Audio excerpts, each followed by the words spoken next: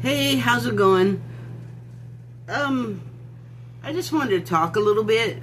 I guess look at my signs. Is it too dark? Oh well, I'm not turning the light on.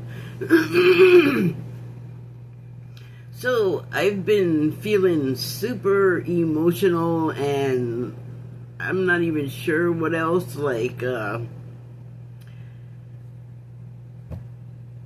it's an uncomfortable feeling. It felt like I was on a roller coaster, but I was just sitting here, or like I'm getting ready to be hit by a huge wind or something. Like, I don't know what's going on, but it just feels like momentous or something, which is, I don't get it. So, before yesterday, actually, I started rewatching Picard, Star Trek Picard.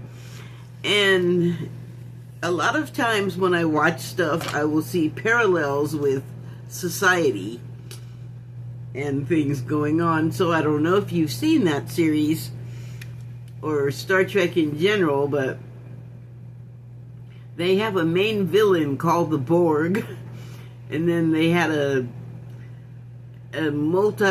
series wide, because there's more than one Star Trek series, and at one time there was like three of them on at once, like three different Star Trek shows on at the same time. So if you're into that kind of thing, woohoo, which I was, it was great.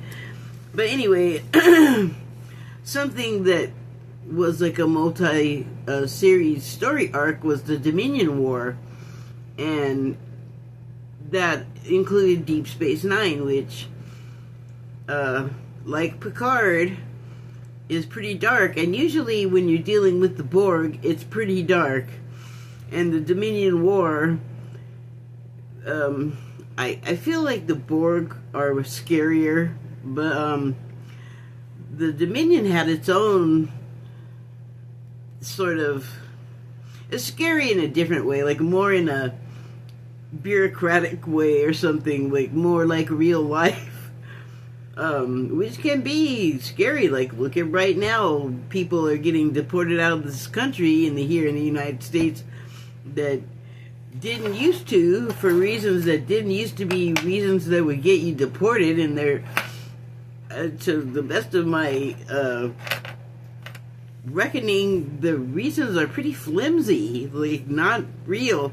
In fact, they're being reversed a lot of times. But the feeling you get when you are hunted, like maybe that's what I was feeling, that was so uncomfortable and so like emotional feeling, and just like you can't make any sudden moves, you know. If you're being hunted, you want to be stealth, you want to be quiet, you want the gaze to pass right over you. Like, the droid you're looking for is not nowhere to be found here. Don't know what you're talking about. And so, and that's happening in places on the planet, but not here in my kitchen. But, there's a lot to be kind of sad about. There's lots of things happening where, you know, it's like war, more or less, or just plain is war. You know, people play games with distinctions, but basically what I'm talking about is situations where there's things blowing up and bullets being shot and people, like, being hurt and killed. Sorry, that's what happens when you end the life. And it's weird that we have to censor ourselves about stuff like that when you can see reports of it on here, and some channels are allowed to say whatever, and then others can get in trouble. So I obviously don't want to get in trouble, but it just seems kind of strange to act like what's actually happening. Like, what good is it to not say it, to not say the words? Does not erase the reality. I don't know, it's just strange. But I just felt like, wow, I'm kind of on a dark trend here, and not me, not my own personal darkness, like that's happening in the world, like I was just saying. A lot of it at the hands of our government, really. That is just not what it used to be. And the darkness is empathy is like a weakness, and woke, what has been hijacked and turned into, redefined as woke, is basically just human compassion and being nice to each other and sharing and not being stingy and hurtful for no reason or just out of spite. Who knows? It's hard to define the motivations of people that you don't know personally. All you can do is sort of look at, prior behavior and go based off that, in my opinion. So, but that feels pretty dark, like the fear of being deported suddenly, when none of the old rules apply that used to get you deported, and there's just like a free-for-all and rules. Who cares? If you let yourself, it could be oppressive and make you fearful. I suggest don't let yourself be fearful about it. Because really, I mean, this sucks, but it's the truth. If it happens, it's like, that's what's happening. And how you deal with that reality is up to you, and will make all of the difference in how that reality plays out for you. Like if it's, let's just go with this, an unpleasant reality. You gotta find the best way to make it possible, or you gotta find the best way possible to make it not as horrible as it could possibly be. Like make the best of it, basically. Or you could just not. There's all these other options. I don't have to point them out for people. But what kind of, I feel like have been learning saves you or me is like just having like the best possible attitude, like high vibration, whatever you want to call it, but just not trying to sink into like despair and just sadness.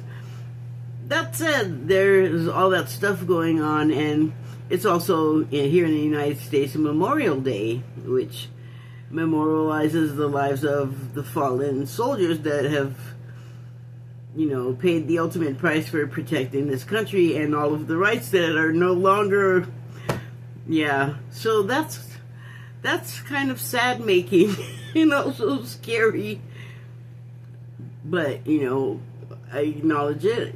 It is, it's strange, like I haven't even seen The Man in the High Castle or the High Tower, whatever that Nazi analog show is on Amazon, but I know what it's basically about, and like The Handmaid's Tale, which I totally know what that's about, which is having a parallel reality with reality. Also oppressive and just mean, so yeah, the darkness is there, but it's always there, and the way to make your way out of it is to be a light in the darkness, right? Like I'm gonna say that's the plan, but it's like my plan. It sounds like a good plan to me. I'm not the only one that thinks that. Because, the more lights in the darkness, the better. But the thing about the darkness and fear is, if you give into fear, you kind of feed the darkness, and so you don't want to do that. But it also can't be avoided sometimes, no matter how high your vibration. And so you have to find ways to deal with it and not, like, lose yourself to it. And oddly for me, that has always been, like, I don't know what it is about me, but you know, even like as a teen, I could be found in like dive bars where I would be like me and my two friends or whatever, or just me sometimes, would be the only other woman, or be the only woman in the place. And the thing about places like that where it's just degenerate, like serious day drunks in there, they're concentrating on their drinks. They're not even thinking about you. Like, I didn't feel like it was a very dangerous place to be, because first of all, to even get in there I think probably the first one I was in, I was about 14 or 15. But except for my face, I looked enough like a woman where no one questioned my being there, and they just served me, and I wasn't, you know, losing all control of myself, so they just left me alone.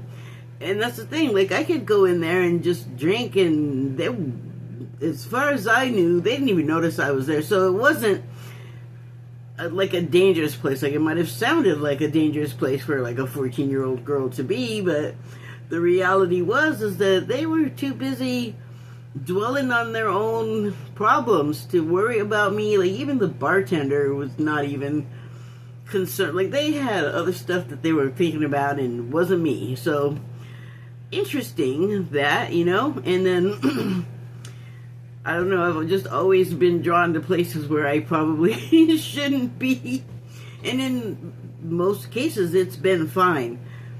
So that might not be the healthiest thing, but there's also a whole lot of other really unsafe, unhealthy pursuits out in the world that I was also out in that I did not take up. So that's good, right? You pick and choose your darkness. So back to the Star Treks, right? I'm watching that, and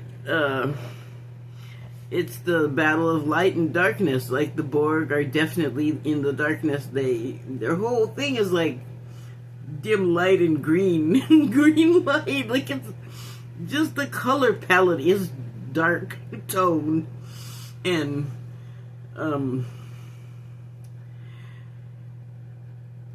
as I'm watching it, I'm thinking about like all of these sort of synchronicities that I'm catching. Like, I'm thinking about the state of the world and the state of my country's government, the United States, and things are not looking great. But the thing about it is, when things get dark and scary and like unbelievable, like, we haven't had shocks like of this nature in this country for a long time. Like, war hasn't actually touched our shores. Not saying that that's what it is, but it's like, I feel like we're at war with ourselves, and definitely there's a class and people that follow that class for some reason that are like against a big part of the population. It's bizarre.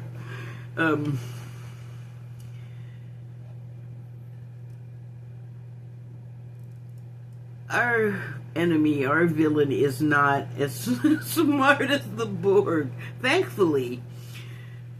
And the good thing about darkness is that dark things come to an end eventually. Like, the night is brought to an end by sunup every day.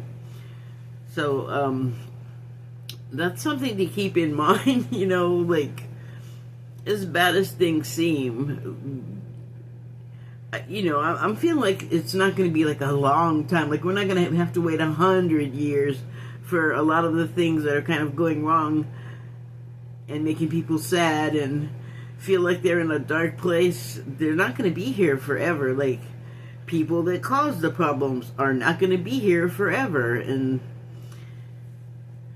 not saying that's good or bad, it's just a thing. It's just a thing that happens with people. You're born, and then you eventually, that comes to an end. Like, stuff happens in between. You all know you have a life. You probably know how it works. So, you know, I'm watching, like, just pretty much binging the Picard series. But, of course, I've seen it before. I shouldn't say of course, because you don't know me like that. But you can assume that, of course, I've seen whatever Star Trek there is to be seen, including fan fiction. So, I'm watching it, and it's desperate, and it's exciting, and my heart rate's going up. I know it's going to happen, and it's still getting me, because I'm feeling it. And there, I feel like are parallels in life, and in the show, I know it's going to end at some point, and it's going to have a good ending.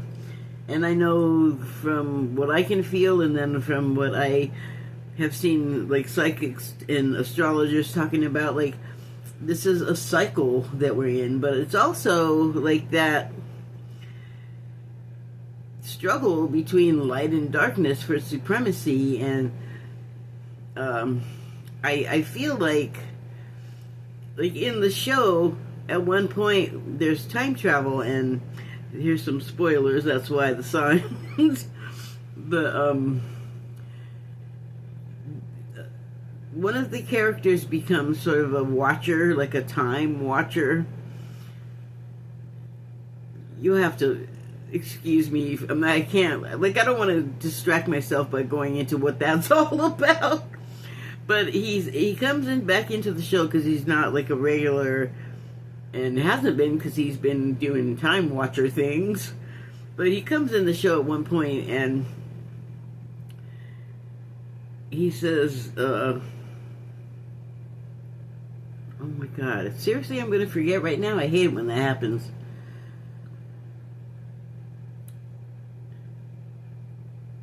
I see there's a couple of things, but okay, so he tells her, he tells the character that he's talking to, the other character, that in every timeline, the Borg Queen fails at her mission to, like, Borgify the universe. The universe? Borgify the universe.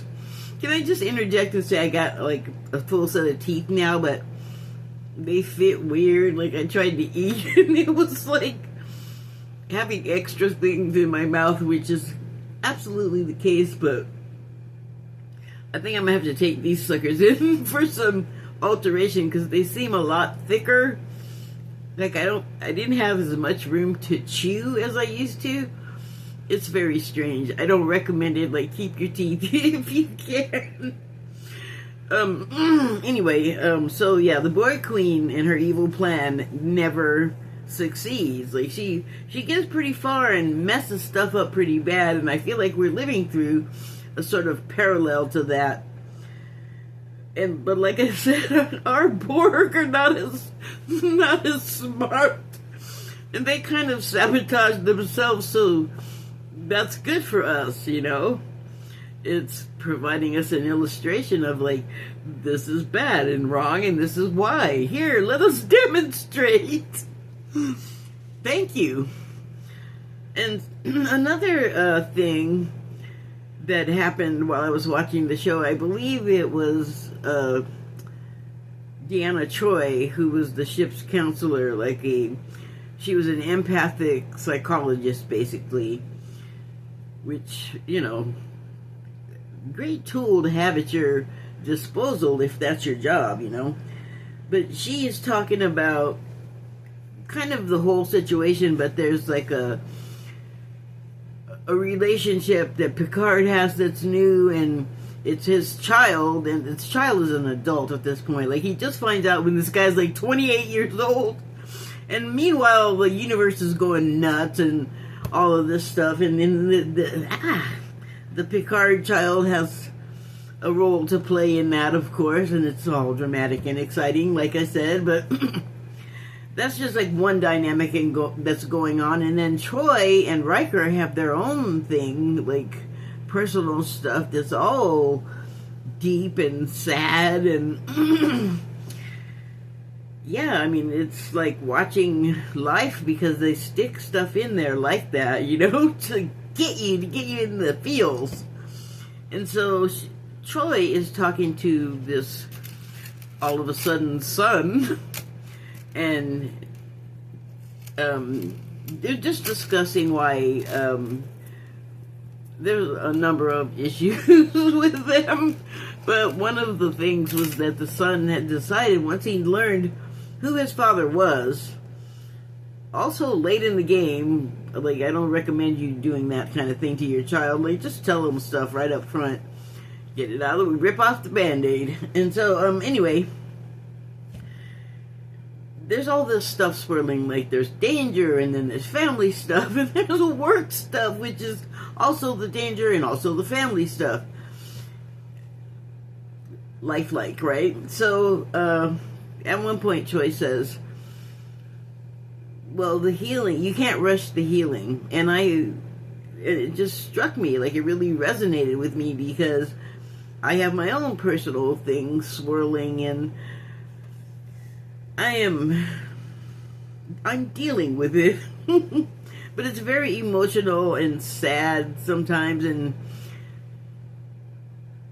not as sad as all of the other stuff that I'm talking about. And I'm actually, on my end, doing my best to not let myself, slump into a slump of sadness about it, because it doesn't matter. Like, the details are actually none of your business. But, it struck me that the healing, you can't rush the healing, because I don't think that in my case, and in the case of my country, and in the case of the world, that I feel like the sun is going to come up on all of the problems that we're having and the issues that we have to work through. Like, sometimes you just can't escape the darkness. Like nighttime, you gotta just go through it. It's there, and where are you gonna go to get away from it? There isn't that. You can't do that. Sometimes situations are fluid, but then there's some things that are just rock solid, and they're part of the reality, and you just have to, like, work your way through or around, over, whatever works for you, to get through it, to cope with, like, what all of the, mountain represents, the danger, the fear, the sadness.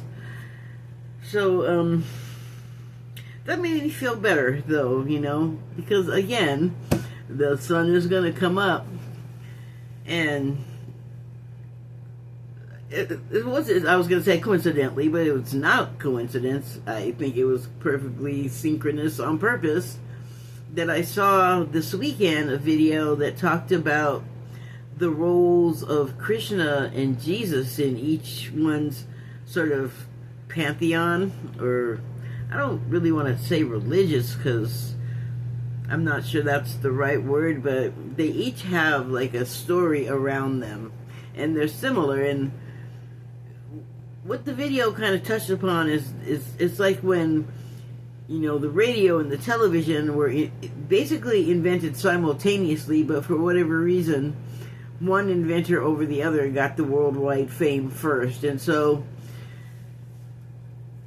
with Jesus and Krishna and a bunch of, like, gods from Egypt and Greece, and, stories involve these figures that are, I guess, analogs of Jesus or Krishna or other ones like them. There's a lot, because there's a lot of places on Earth for this kind of information to simultaneously burst into being or whatever. But what those talked about is how they were the son, as in, like, the familial, spawn, child of someone, as well as the sun up in the sky, Saul, the sun that comes up every day. And they both had in their stories stuff that they went through. Like, if you're in the United States, you very likely know, whether or not you're a Christian or it's your religion or any of that, that Christ went through a life, and then, he was a revolutionary, and then people got mad at him and crucified him, and then he was reborn and, came back from the dead. Like, that's pretty well-known stuff. So, Krishna, I once upon a time knew that story, but I don't remember now. But what the video said was that it was a very similar tale, where our protagonist, was born and it was somehow unique and magnificent, and then they lived a surprising, magical life and influenced so many people and taught people so much, and then they were gone, like, tragically, but not really, because they had, like, forced ghost appearances. So, but yeah, it was like you go through dark parts, and then you live it, and then you get through it, and then you rise again, or the sun rises again, but things eventually come back to a normal, which is what we like. But we also like to disrupt our normals. What's happening now is like a convergence of cycles ending and beginning, and I definitely can, like, that would make a lot of sense for, like, what I've been feeling, just sitting still, and, it just comes over you like waves of emotion, and just, I don't even know what, like, literally vibrating, like, like, and it all, like, means something, and you have to, like, interpret it and figure it out. So, moving on, speaking of synchronicities, for some reason I was thinking of Thunderbirds, which is in, like, Native American mythology, a, like, pterodactyl or dinosaur bird type situation, like a bird that's so big it could, like, pick up a lamb, or, I don't know, a calf, a cow, or a small, like a kind of seriously scary kind of beast that, you don't want to encounter. And there's stories on YouTube, I don't know if you can still find them because they scrub stuff, but there's stories of people in places like Alaska or, like, sort of deserty places like the American Southwest, where someone's toddler will be out in the yard and they'll come out in time to see a giant bird trying to pick up and fly away with their child. So I thought of, for some reason, Thunderbirds, and then, like, I don't know if it was the next day or the same day, a video came up on the YouTube about Thunderbirds, and I didn't, like, type it in, I didn't go looking for it, so I feel like that's sort of the period we're in right now, and then also the result of having been practicing on my energy work, like, and controlling your vibration, and then being able to kind of really more than manifest, but, like, put your hands on a steering wheel sort of in your environment and drive it, like, affect it, like, with intent. So I feel like that's kind of what was happening with that, like with the Thunderbirds. But the other thing that I thought about those was that, man, something little like my cat, that I don't like that idea that I shouldn't think about that. So I kind of put it away, like, don't think about that. And then, yeah, it was definitely yesterday when I had that thought cross my mind. And then today, before I started doing this, I watched a cat video where an eagle picked up a cat and tried to fly off with it. And the cat clawed it and bit it and was just fighting it the whole way. It's so bad that the eagle was like, oh man, I can't fly good, and had to let the kitty go. But I mean, my heart was in my throat because they were up high. And there was, the thing about it is that, like I said, this didn't happen in a remote place. This happened at a public playground where there was people and kids.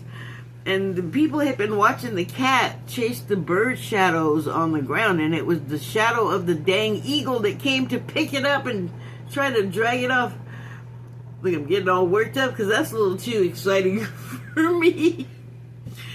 But what ended up happening is I guess they went up so high. The video made it sound like they were as high as a skyscraper, and I was scared to death because I knew the bird was going to let go of the cat at some point. They weren't up that high, and the cat was able to just like grab onto a tree branch on the way down and caught itself and stopped itself right there. And then the bird was like, yeah, like all bitten and scratched up and messed up and kind of creaked off, like flew around. Like they said, it circled one last time before it flew off. And I was like, was it really contemplating coming back for more? And then the cat, I guess, like came down from the tree. And I think the kitty was a little wounded. I didn't hear about anybody like helping with that. Beyond the scope. It was beyond the scope. The cat is okay. Or at least it didn't fall from a great height and die, which was my fear. So, I mean, that right there is another example of sort of inadvertently and sort of not. Good Lord, sort of inadvertently and sort of not affecting like my environment, like stuff that I'm looking at, you know, giving focus to. So I just wanted to share like those things because I don't know, you know, I'm not like an expert at all of this stuff. I'm just kind of figuring out, like, oh, wow, this has been here all along, and I could have been doing this. Like, I'm getting kind of annoyed with myself, but I can sort of push that aside because there's so much to find out about all of this. Like if you think about it, it's kind of mind-blowing. Like, even to collect as many coincidences as that is kind of mind-blowing. And it's not that it's just happening, like, randomly. It's happening because I'm having an effect on my environment. Which means you can probably do that, too, with some practice. So, that is why I'm sharing that. And then also, if you've been feeling all, like, just crazy emotional, like, I've never, well, actually, what am I saying? I was going to say I've never been pregnant. I actually have been pregnant one time, and yeah, I did feel kind of crazy. So I do feel a little bit like that, like your hormones or whatever taking you up and down and side to side. But then I know that there's also people that are just kind of like, what are you going on about? I don't feel any of that. And that's like, well, God bless you. I mean, it's good and maybe it's not good, but that's just my perspective. If it's not happening, it's not supposed to be. Like, if they're not sensing that, they're not feeling that, then it's not their time to. Anything else? I guess that's it. And if you're wondering, like me, what the hell's up with her hair? I washed it earlier, and then I went to sleep, and it doesn't feel bad, but I bet the back is kind of scary, tangled. Okay, now it's time to go. Thank you, and good night. I was waiting for 3333. Bye!